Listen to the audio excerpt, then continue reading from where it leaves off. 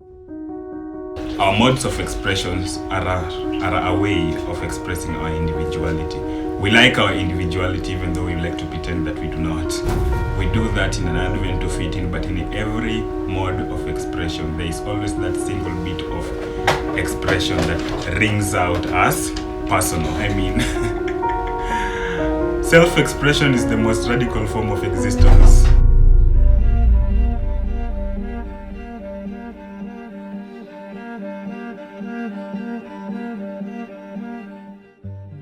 I'll take off my beanie and show you off my dreadlocks. They're not exactly scary. I added the beads so that they can be less intimidating. That way you won't run away the instant you see me. Interesting. I mean, what is the difference between us and monkeys? People will be treated according to perception. That is a fact. And expressing a mode of identity comes with its own risk. So I guess for individuals wearing or presenting in a certain way will always be under that certain risk. We live in different environments. Nairobi is not like Laikipia or Narok or all those other locations. We tend to live in one place and we tend to imagine that the world is like that everywhere else. My name is Marimbet Kamau.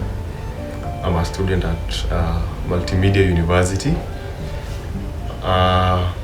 I love a lot about the arts, film, music, books, and yeah, so those issues society feels like we should not talk about, the none goes to. So yeah, we like discussing kind of topics.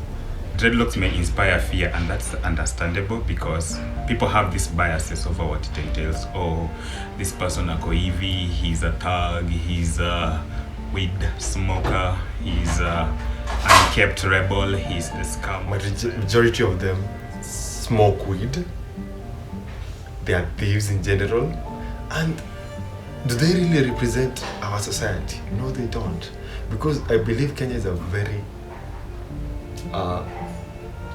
straightforward society with very godly ways that how we handle issues. So this notion has come all the way from the way we've been educated and raised to believe that if you have long hair and you're a boy, it's immoral. If you have dreadlocks, you're going to be you're likely to commit crimes. Thank you for this opportunity. My name is Were Boniface. I'm a legal officer of an organization that deals with human rights. I'm also an advocate of the High Court of Kenya, and I am also a corporate lawyer who has experience dealing with intellectual property, and therefore, as a result of that, I deal a lot with artists. So today I'm here to discuss about police profiling of individuals who have dreadlocks. And in my field, I deal a lot with people who have dreadlocks. So I believe I'm competent enough to give an opinion on this particular topic. I don't think police would function well without profiling, because it's what they do to nab or to catch criminals in the society. And without profiling, I believe majority of us in the society would blame the police for being, for not able to act well, for lack of a better word. Yeah. So on dreadlocks, do I think police profiling on dreadlocks is there? Yes, it's there. Do you think it's working? Yes, it's working. And I believe it's a very important thing, because majority of us who are in this society with dreadlocks or that unkempt hair are thugs or criminals. This perception altogether build up to a single decision one makes in the instance of confrontation.